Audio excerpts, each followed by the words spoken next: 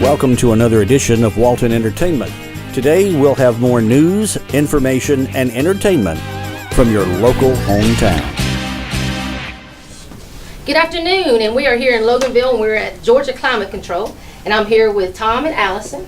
And before we go any further, first I want to thank you as a chamber for being a chamber member. We're excited to have you guys, and congratulations on your new location. And Miss Linda with the City of Loganville is going to say a couple of words. Well, even though you're not inside the city limits of Loganville, you're still in Loganville. And people that live inside the city limits still need your service. So we are glad to have you here, and we hope you do very well. Thank you. Thank you. Thank you, Miss Linda. You're welcome. So Tom, tell us all what you guys can do for people. What we do, we are a full-service residential and commercial mechanical contractor, heating, air conditioning, indoor air quality. We provide top-notch service 24 hours a day, 7 days a week, 365 days a year. Very good. And how can they get in touch with you? Easy. Just give us a call at 770-459-4629, or you can just go ahead. It's an easy click, gaclimatecontrol.com. gaclimatecontrol.com. Very good. And I see some people with you, so you want to introduce your staff? Sure. So our sales and service manager, Kyle Brady. Thank you. Thanks everybody for coming. One of our lead technicians, Randy Shorter. And very brand new employee here, Tyler Drury. And my beautiful wife and office manager, and wears all the hats throughout the company, and the one who must be obeyed, Allison Diaz. The real boss. The real There boss. We know how it works. It's a Barracuda lady. We're very good. So again, we do appreciate it, and we're excited for you. So you ready to go cut your ribbon? Yes, ma'am, we All are. right, let's do it. Let's do this. Very good. Thank you. All right, on three. 1, Want me to cut it? 2, 3. Cut.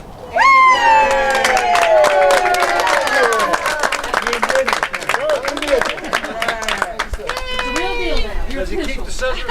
Now we're official. Are you in need of tractor work, bush hogging, grading, cleaning, sod installs, and drainage repair? Then you need Bold Springs Landscape Solutions. Bold Springs Landscape Solutions is a licensed, insured, and certified landscape solutions company. Their services include grading and drainage, bush hogging and clearing work, as well as fencing, landscape, and sod installation. Contact Bold Springs Landscape Solutions today.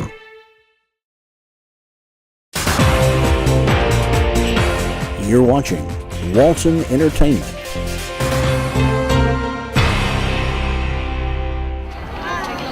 This is Friday, April the 12th. We're out here at the Monroe Area High School for the Special Olympics. We're going to show you some shots of some of the activities out here.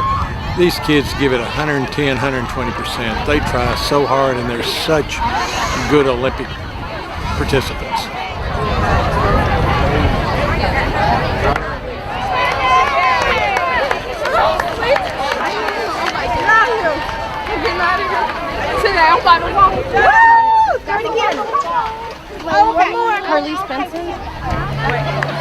Hey, yeah, Special Olympics, what can I say? It's probably the greatest event of the year for Walton County. I mean, this brings everyone together, everyone's happy, everyone gives their best. The volunteers, the support from the community, there's nothing better. And it's been going on since I've been here for 37 years.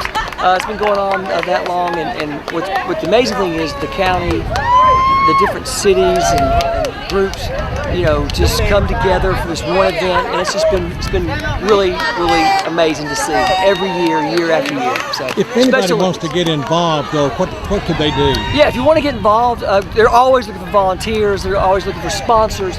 Kim Wages is who you would get in touch with.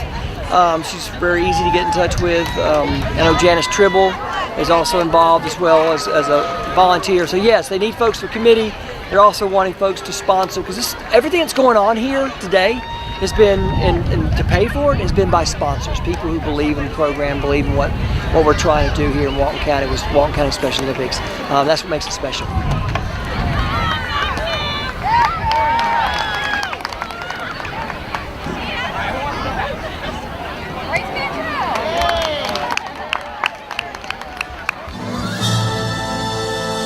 Creative artists can offer you a wide range of video production. Call the experts and discuss your project today, whether it's your special event or your company.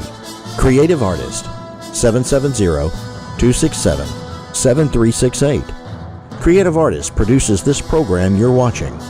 Call Creative Artist today, 770-267-7368. Creative Artist. They'll put you in the spotlight. Today, we have Senator Bill Cowser and Representatives Tom Kirby and Bruce Williamson here with us. Thank you all for taking time to be here. And Senator Cowser will be talking with us first, followed by Representative Kirby and then Representative Williamson. Please, let's give Senator Cowser a Walton County.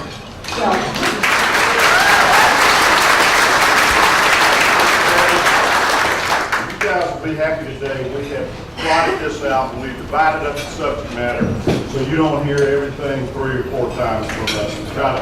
Each of us can talk about a couple of the things we did during this legislative session that we think will favorably impact Georgia and Walton County. First thing I wanted to talk about was broadband connectivity. I believe that's one of the major problems our state is facing, to have a level playing field. We need for every citizen in Georgia to be able to be connected to the internet with adequate speed so we can do commerce, education, healthcare, and just let everybody have the same access to really the world now. It's so much to do with broadband.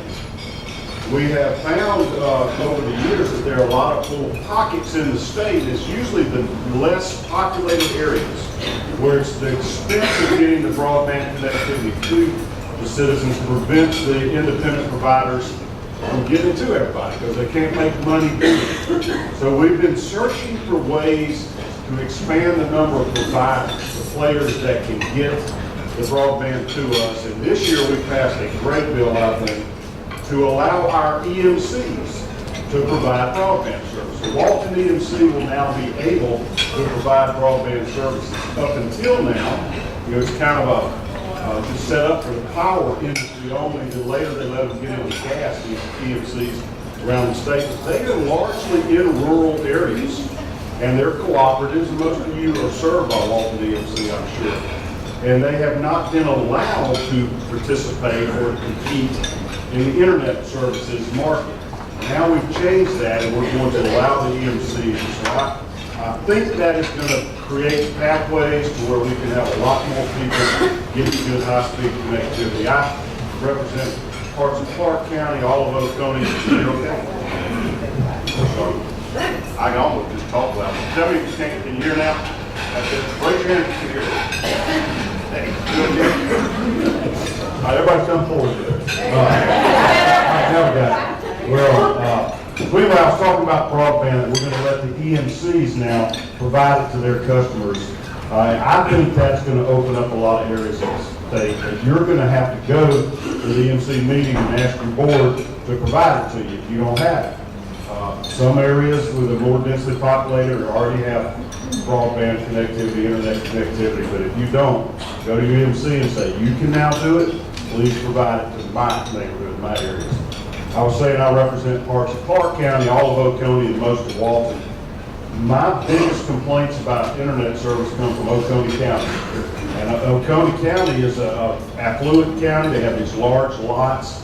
And there might be a subdivision with 10 houses in there, and the providers like, this doesn't make enough sense for us to only have 10 customers to run however many thousands of dollars worth of fiber optic cable, et cetera. Take them forever to recoup their investment. The EMCs have an advantage because they got power lines going to every single house in their territory. So they've already got the easements and the infrastructure, just need to run that fiber optic and we'll be ready to go. So encourage them to help you. But we're excited about that, and we also did a couple of other things on the internet services. One is to let the independent telephone cooperatives also offer it. In some areas of the state we have independent telcos that can do it. And then we have a bill to help, really it helps AT&T almost as much as anybody, but 5G technology is coming on phone services, and we have a bill to help them deploy their small cell technology, which are just little micro transmitters that would need to be attached to a lot of power poles, and worked out an agreement with them and local governments and county governments so they can have a sort of a streamlined process to get that product out that will help us as well.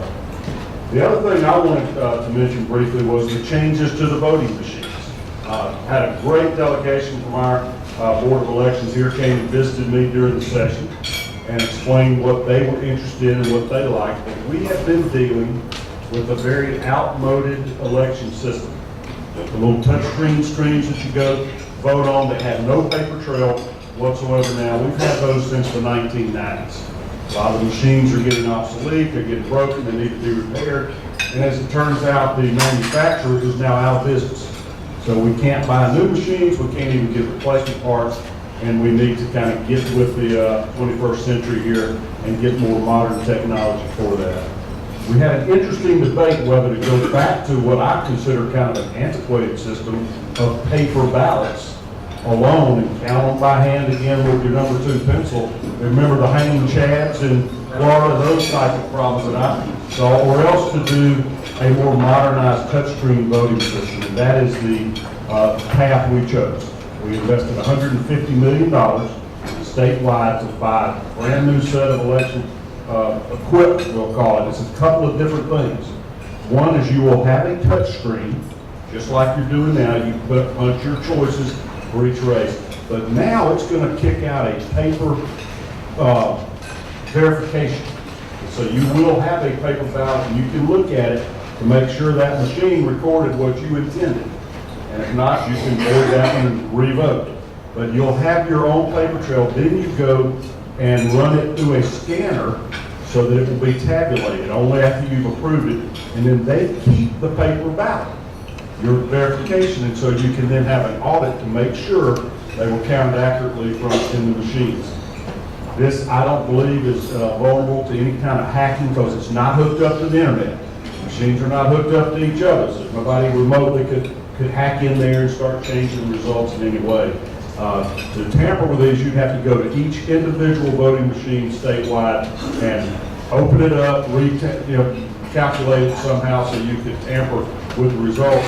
And then the voters, though, will catch it because they'd be able to look at that paper trail, their verification on paper, to make sure that it did record what they intended. So I think it's sort of foolproof. We have a verifiable audit trail.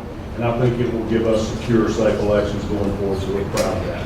So those are the 2 things I wanted to mention. We're going to pass the baton down the line here and let Representative Kirby talk to you about a couple of issues that he has a little more expertise.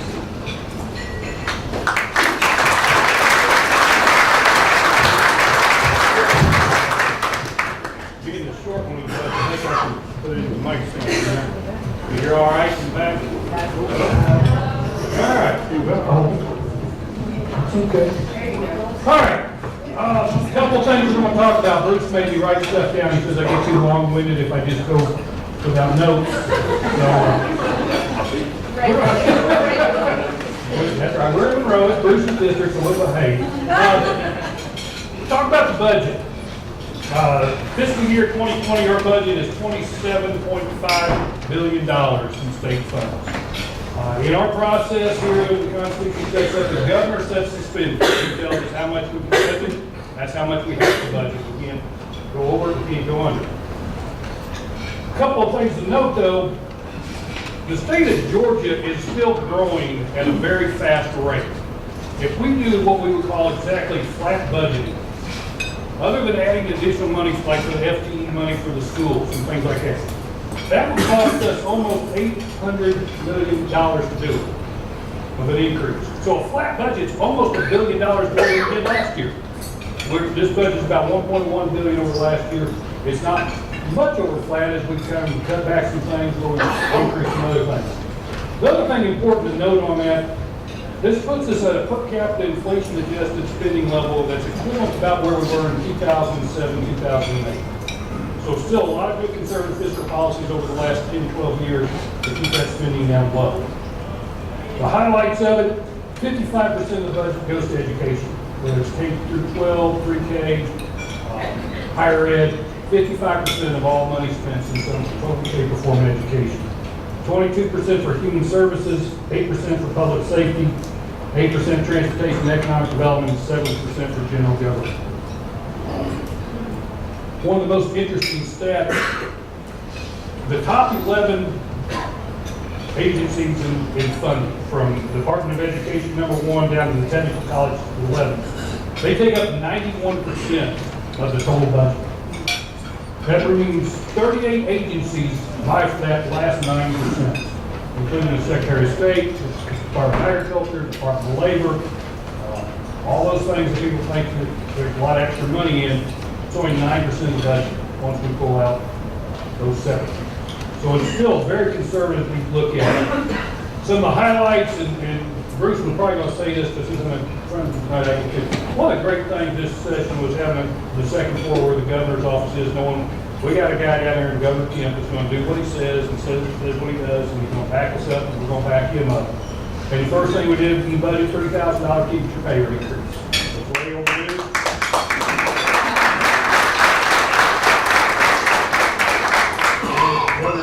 Campaign on that, and originally we thought we might have to take it down a little bit to add some of the other special ed, the speech and language pathologists, all of them in there, but we were able to come up with some extra money and got some other things and get that $30,000 increase you talked about. Second highlight, $55.8 million in the Department of Community Health is for Medicaid growth. Now, we've heard a lot of people talk about expanding Medicaid. Well, just on the natural growth alone, we had to have $55.8 million. We also had to have 95.7 additional million to replace federal funds and Medicaid programs due to a reduction in the federal Medicaid assistance percentage, or FMAP as it's called, and the enhanced FMAP. You know, all these years ago, we got talking about the expand Medicaid, don't worry, the Fed's going to pay for it. That's $145 million in rough math that we had to add to this year's budget because the federal government's not paid for it. Beyond that, I don't want to, I could bore you with a lot of numbers, we're not. One of the things we put in education to talk about, because it talks about another bill, and that's Senate Bill 15, the Keeping Schools Safe Act. We budgeted $274,000 for the Department of Homeland Security to hire and train 3 basically risk assessment or threat assessment managers to help the school system. Because what we've done in SB 17, the Keeping Schools Safe Act, it will require our schools to do a threat assessment. You know, we see the news, we see what's happening elsewhere. We don't want that in Georgia. What is the threat? Come up with a written risk plan, communication. This will be on file with the Department of Education. It's got to be approved by local law enforcement as well, so we get Sheriff Chapman and Monroe Police or Loganville, whoever city we're in, involved. Cuts down on the communication problems. There'll be drills. It doesn't have to be drills with students, but drills for teachers, faculty, staff, and local law enforcement. So if there is an active shooter or some other hazard like that going on our campuses, there's already going to be a written plan, a communications outline in there, who's talking to who we're looking for, who we're not looking for. It's no different than a lot of us having business, and I have out of Lincoln class. I can't secure that 500,000 square foot building 24/7 with people always coming and going. Schools are even worse shape with parents coming and going, all the kids with their kids in and out, recess, everything going on. We don't want to just build walls around everything and chain link fence and make it look like they're in prison. That's not healthy for our students, so we've got to do everything we can, and we think this is a great program to make sure we got a good threat assessment, see where the threats are, see where our risks are, where are we open, where are we vulnerable, work with law enforcement, and be prepared so they can communicate that. And we put in money to train those trainers, and another part of a good bill. Debt.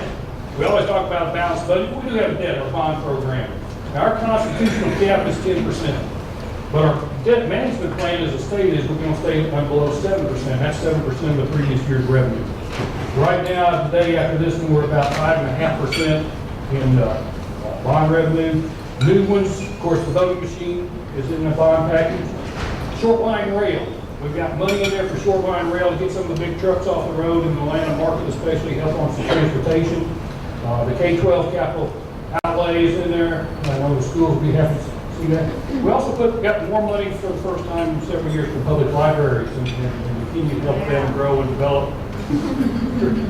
And then, and part of that also is technology in the library. Since it's coming up, we know the technology computer equipment's going to be firing on a little more.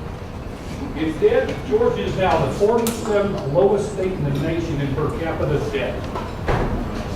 That's pretty good. Yeah, that's got a kid. So, we are actually 63% below the national average on our indebtedness. We are one of only 13 states to have a AAA bond rating by all three agencies today. One of only 6 that maintain their AAA bond rating with all 3 agencies through the Obama recession. So we've worked hard on our debt control and it's paying off on our interest rates and everything else. The last bill I'm going to talk about before I turn it over to Bruce, House Bill 373, Department of Labor bill. It's going to affect the business owners in a couple of ways. One thing we did do is we did increase the maximum amount of unemployment benefit. It hadn't been increased for about 10 years. Went through quite a lot of discussion on that. So that will go up slightly, but we cut it way back from what the initial request was.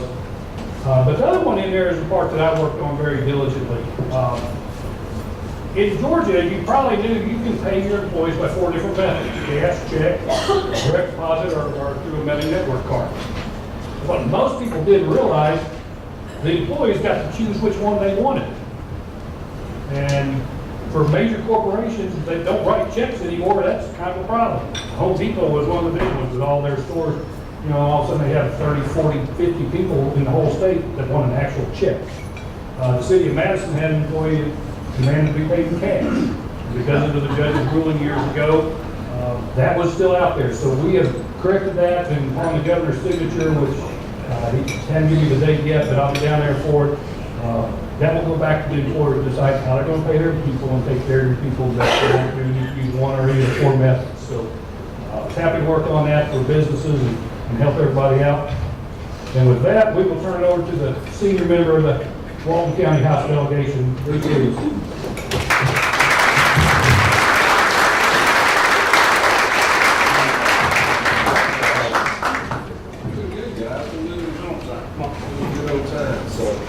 I want to talk to you about 2 things you did steal my thunder about Governor Brian Kemp. I cannot say enough good things about this man.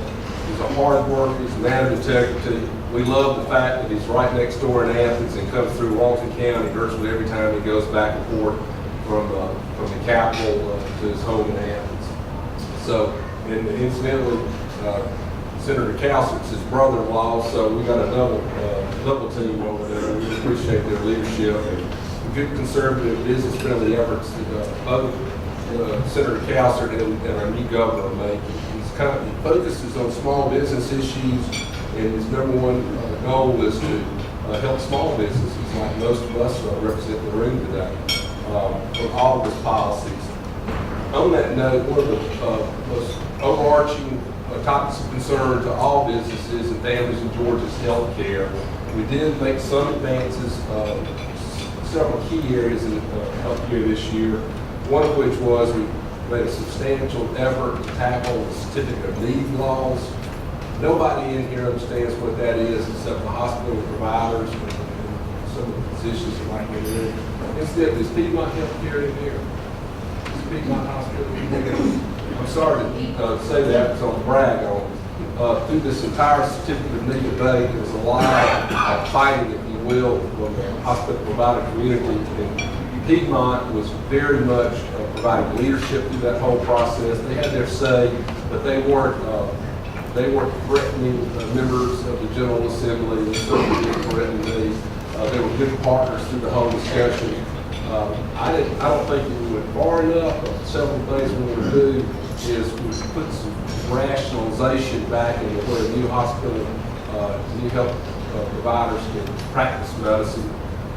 As Senator Calcert pointed out to me this morning, before a hospital in Atlanta could stop a hospital in South Georgia from opening or providing a new service or growing their hospital if the Atlanta area hospital, any other hospital in the state, perceived them to be a threat to their business model. A lot of us know that's ridiculous. And so we made some advances on that area. We put some reasonable limitations in where a hospital can, one providing hospital can stop. Can y'all hear me all right? I'm so sorry. I'm sorry. So anyhow, moving forward on that, we came through the CON reforms. One of the biggest pieces of the puzzle is it's providing transparency. A lot of our nonprofit hospitals are in fact making a lot of money, and they're going to have to start posting online several items of interest in the contracts. There's different conflict of interest pieces of the puzzle in there. They can't have the board members going out and building a building and then leasing it back to the nonprofit hospital. Not to say that that's happening, but we want to make sure it doesn't happen. They will also have to be providing the top 10 executives in any given nonprofit hospital. They're going to have to publish not only their salaries, but all their perks and benefits. Because remember, this is nonprofit, meaning the taxpayers are basically subsidizing these nonprofit hospitals. And we want to know where the money's going, and if it's truly nonprofit, somebody doesn't need to be excessively rewarded for running a nonprofit hospital. It's essentially supposed to go back to lower health care, offer better health care to everyone. And again, I've got to brag on Piedmont. They do a fabulous job. They've been a great partner throughout that entire discussion as well. Another couple of quick things on health care that we move the needle forward is you've heard of step therapy protocols. When you go to your doctor, he or she recommends a medicine that they feel in their professional opinion is going to help you. And then the healthcare plan says, no, you can't take that one until you try 1, 2, or 3 medicines first. So you try one, it doesn't work. They try the next least expensive drug, that doesn't work. In the meantime, if certain medical conditions, your loved one can literally be dead before they get to the medicine that they really need to heal you. So that's still not all the way there that I'd like for it to be, but we've made great improvement in that time frame. We're going to trust the doctors more in their patient decision-making process, and healthcare plans are coming on board with that concept.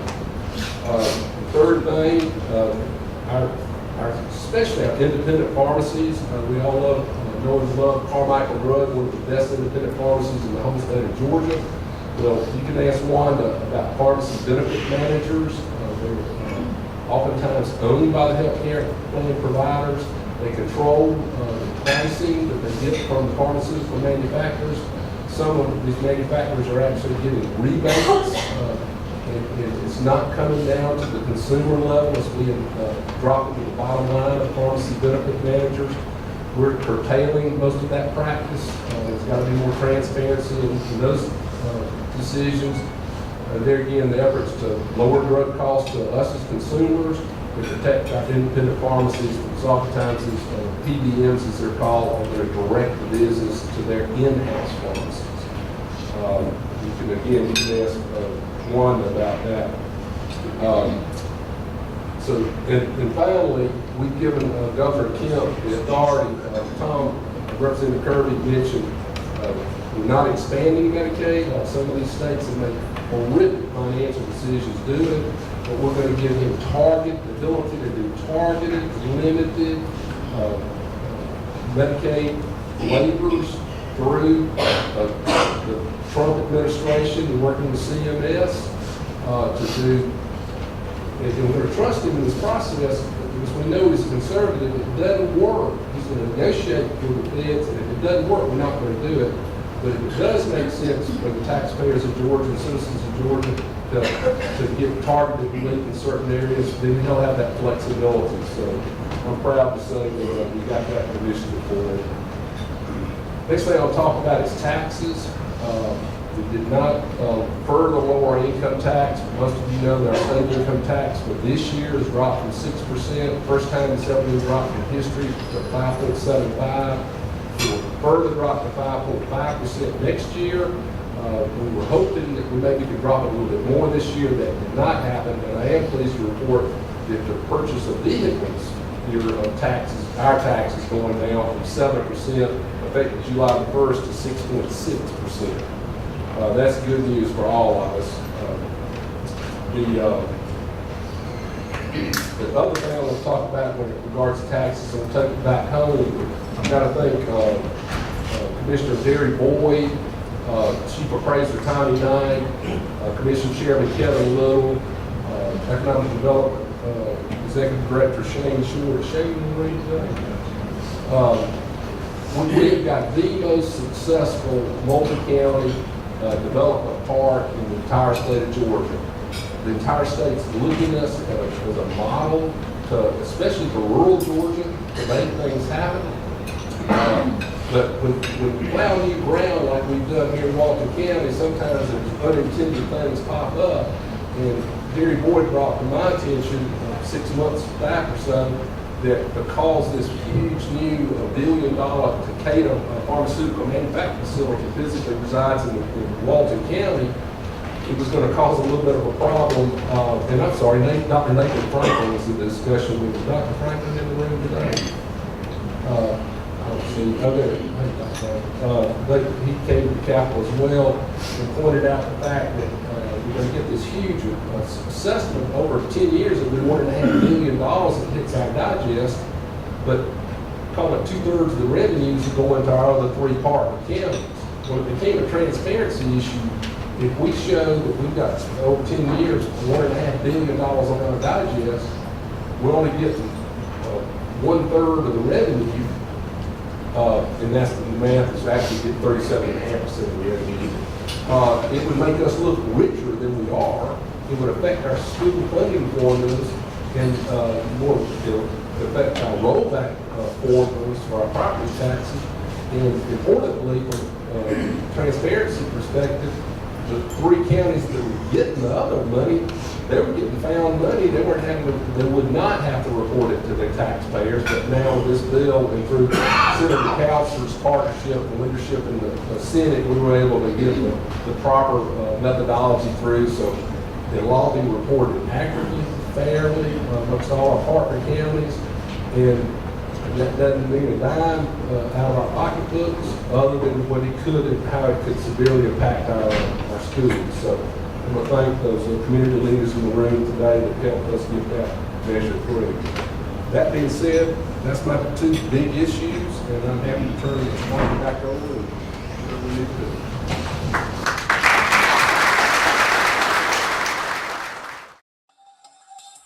Spring is here, and it's time for those new spring portraits. Hi, I'm your photographer, Daryl Everidge. Listen, I've got a super special package for spring. 20-minute session, 15 digital images. Now, they can be in black and white color, your choice. You let me know. My calendar is filling up for April. Just a few slots available. Let me know this week if you'd like to book for a portrait spring session for April this week. 770-656-5794.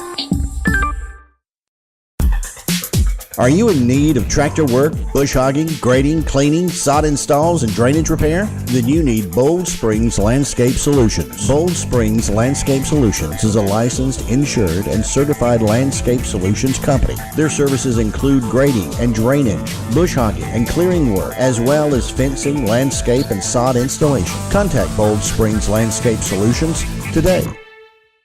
Sierra. Ava? Ava, wake up! Ronnie! Ronnie! Are you okay?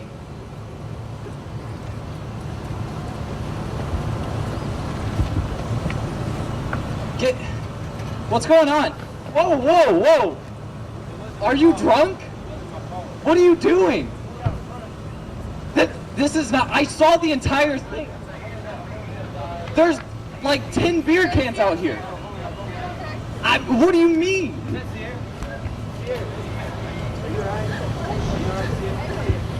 Walton County 911, what is the location of your emergency? Yes, there's been an accident. Double Spring Church Road, right outside the high school. All right, are you in the parking lot or just in front of the high school? The student parking lot. How many vehicles involved? Two people are hurt. I don't know what's actually going on. All right, don't move them, okay? We're going to get assistance on the way. Okay, please hurry. Yes, sir, we will. Is she okay? It's fine. It's gonna be okay. Central Car 1, Engine 1, District 1, Med 1, Med 2, 4427, 4473, 4443. Why did you even let him drive? Thunder Party 1 MBA, 300 Double Springs Church Road, 300 Why Double did you Springs even Church drive Road, it? portion of Highway 11 and Cedar Ridge Road at Monroe Area High School. She's fine. First She's Respond Party fine. 1 It was fine. MBA, It was 300 fine. Double She's Springs Church fine. Road, She's fine. 300 She's fine. Double This Springs wasn't Church your Road, fault. This was. portion of Highway 11 and Cedar Ridge Road at Monroe Area High School. Car 1.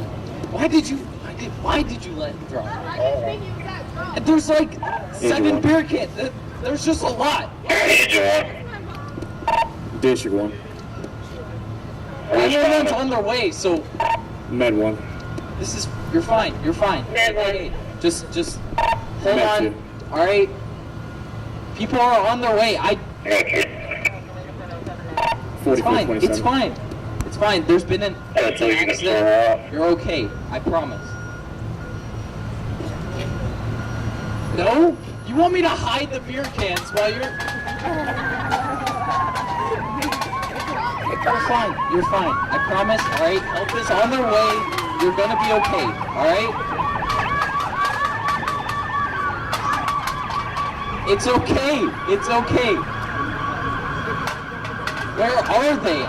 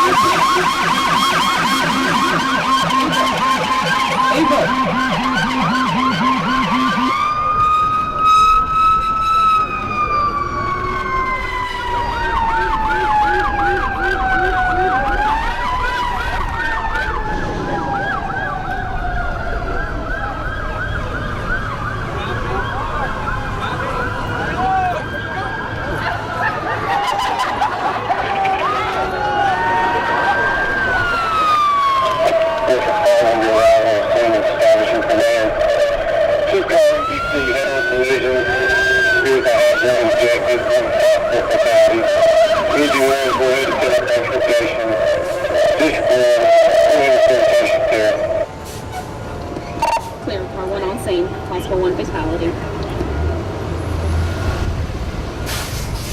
District 1 on scene, clear on assignment.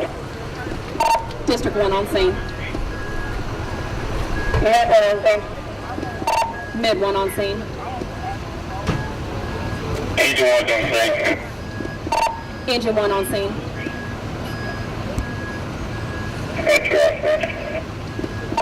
Med 2 on scene.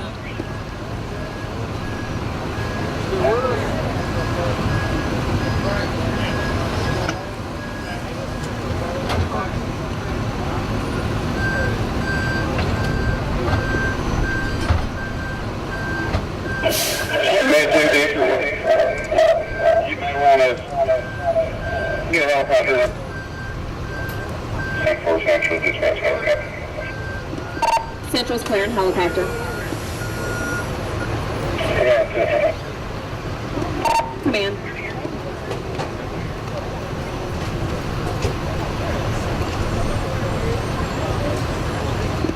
Command, go ahead.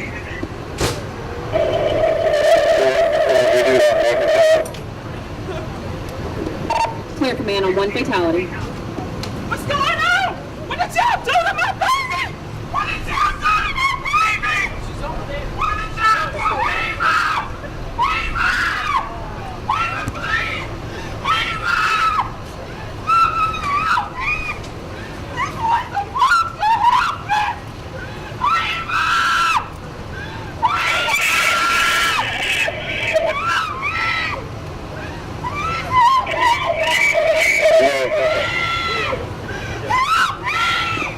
Command.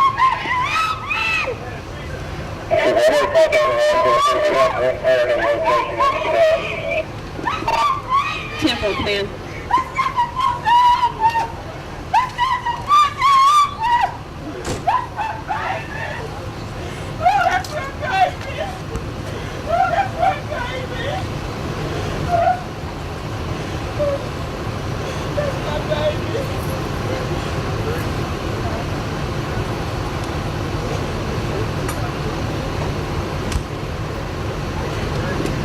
Central 987. Central Florida. Be en route reference to 31 MBA 300 Silver Springs Church Road, Monroe Area High School, 1 fatality. 10-4, since we'll have no crime scene. 10-4. Set radio to 4220.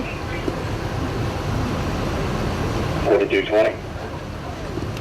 Need you en route to 31 MBA 1 fatality on the back of Monroe Area High School, 300 Double Springs Church Road.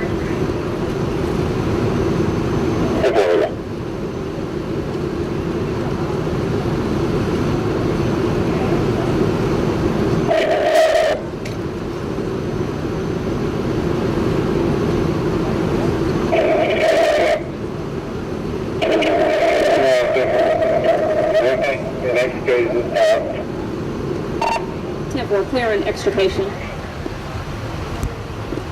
Central to command.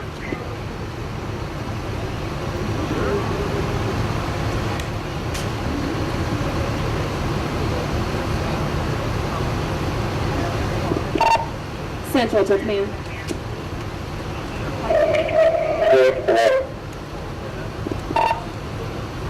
A helicopter has been advised, airlife, en route, ETAs 6 to 7 minutes.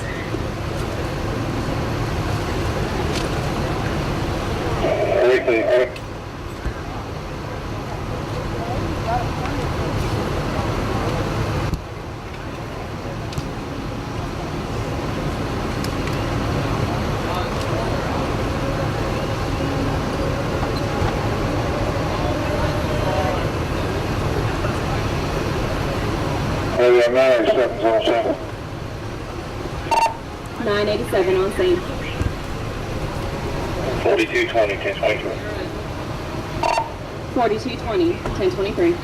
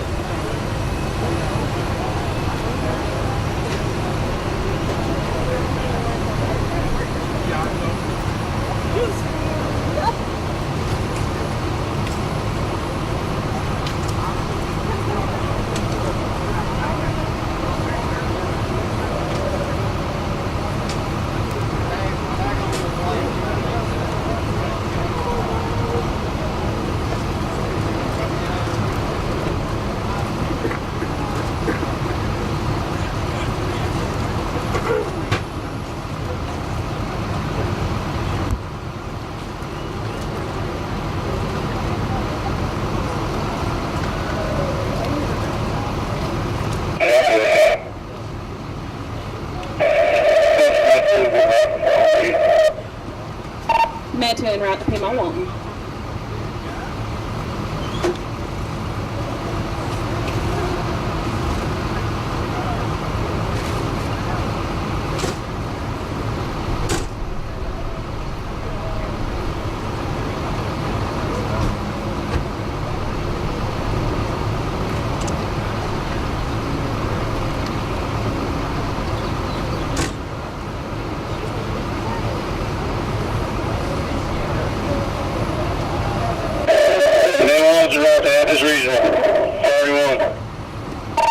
Med 1 en route to Athens Regional Priority 1.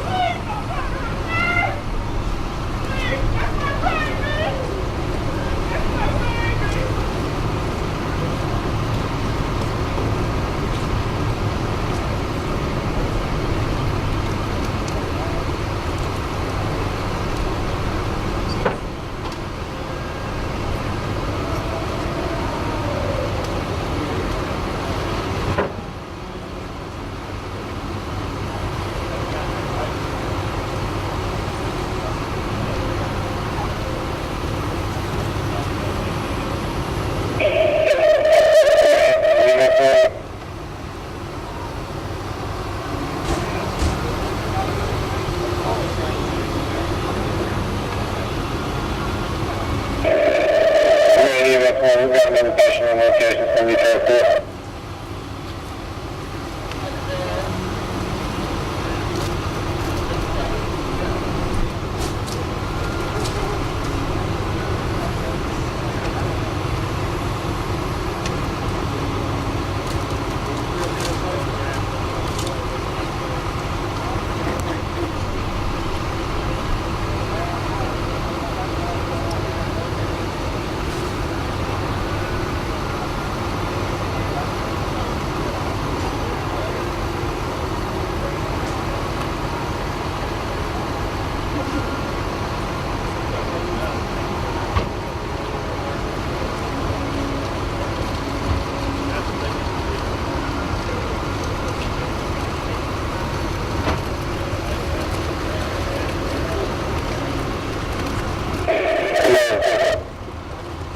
Command, go ahead.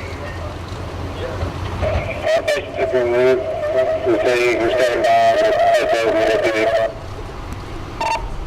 10-4, clear, command.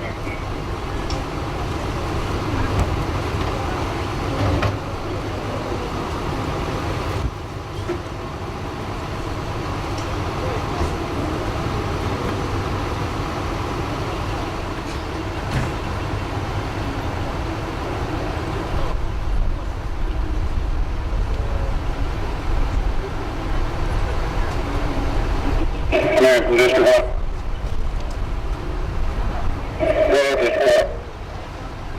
Operations been turned over to me too. You got another assignment for us? Yeah, we're just standing by on the CID.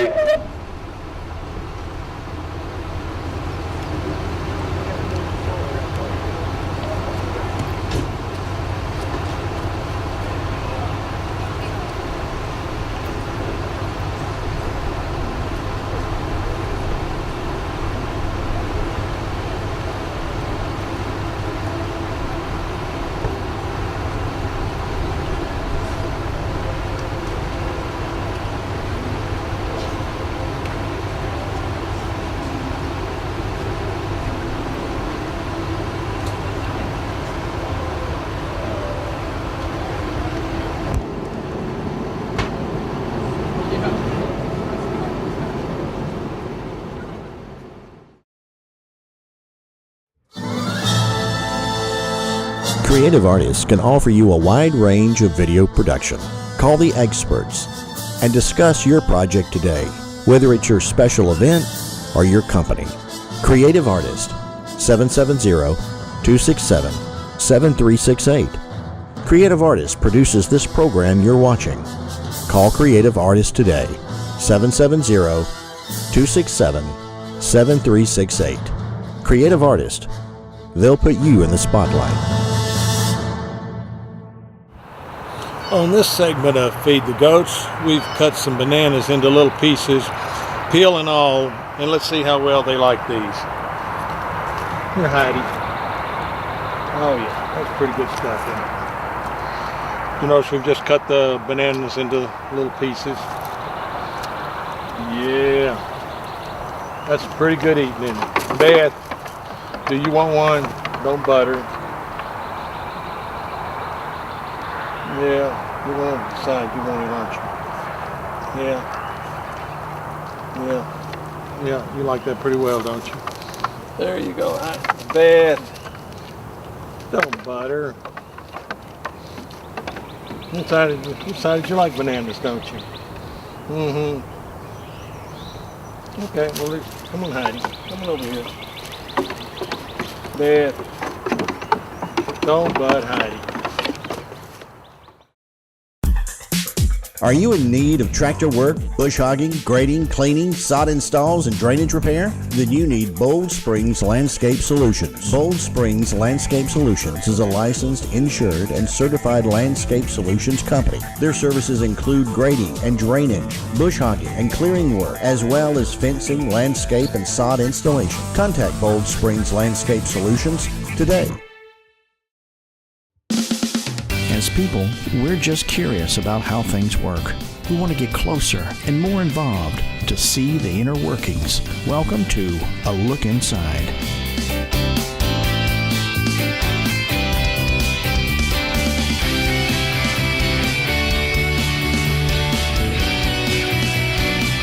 us as we take a closer look at people, places, and things, and what makes them work.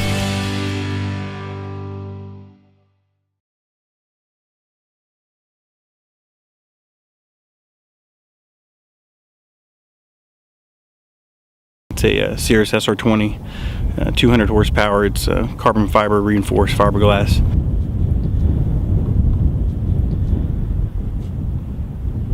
What we have here is a standard Cirrus flight deck. We have this is called the PFD, which is the primary flight display. It gives you all your information such as your attitude, your altitude, your airspeed. This is a MFD, a multifunction display. It gives you information on your engine parameters, moving map, GPS map, charts, any type of instrument charts, and some other data information. These are the analog in case you were to lose these two electronic displays. These are two Garmin 430 GPSs. They're separate, so if one goes out, you still have the other one. This is a comm panel. These are your primary instruments. Also, in case of your PFD goes out, you still have your airspeed, your attitude, and your altitude. And this is your power. And this is your flap actuator. And this here is your transponder, so you're visible to air traffic control. In case of an emergency, you have the ability to reach up under that piece of plastic here, and there's a handle. When you deploy that handle, it'll deploy a parachute and lands the airframe or the aircraft safely to the ground. How soft is that landing? I've heard that it's approximately falling from 10 feet.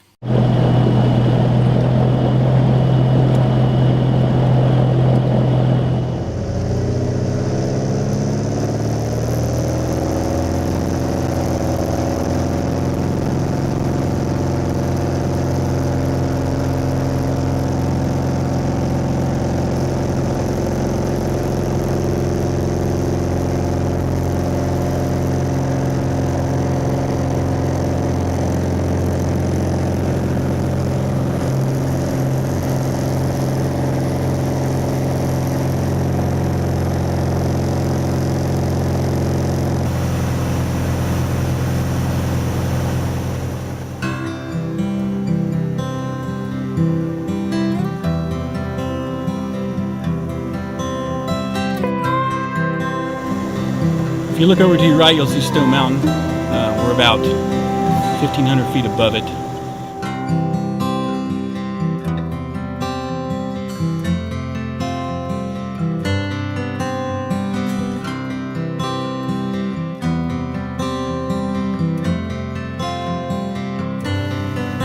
To me, flying is freedom. It gives me the ability as a pilot to fly places which would normally take about 3 times as long. For example, my wife and I like to go to Cedar Key, which is about a 7 to 8 hour drive if you include all the stops. And flying in an aircraft like this, you get there in an hour and a half, 2 hours tops.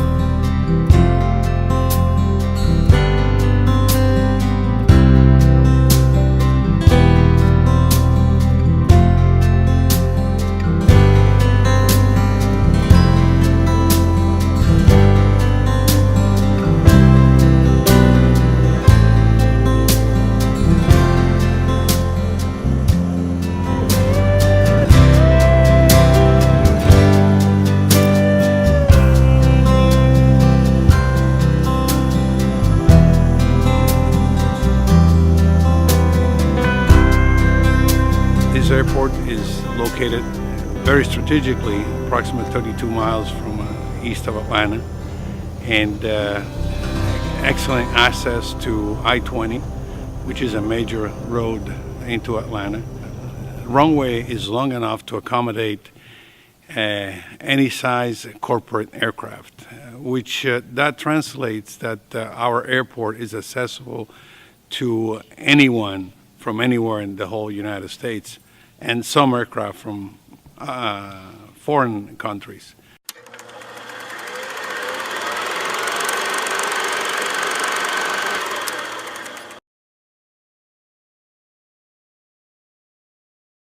Ever since I was a little child, I have been fascinated with clocks, and my grandfather had to repair a part on this clock when I was 5 years old or so. And so we came up to visit the clock, and so I fell in love with the courthouse clock. Tower clocks are basically overgrown household clocks. Most everybody's very familiar with the grandfather clock. Wind the weights up, it runs each week. They need periodic oiling and things like that. With a household clock, you can go many, many years without any kind of service. With a tower clock like this, you have to service it about once a month or things like that, just because of the connection from the indoor to the outdoor. Running low on oil here. Come on. It's gonna sit here. I gotta collect oil here. We have a fairly rare clock here in Newton County. Most tower clocks in the state of Georgia and throughout the southeast are now electrified. So we have the rare thing that our clock actually still tick-tocks and runs mechanically.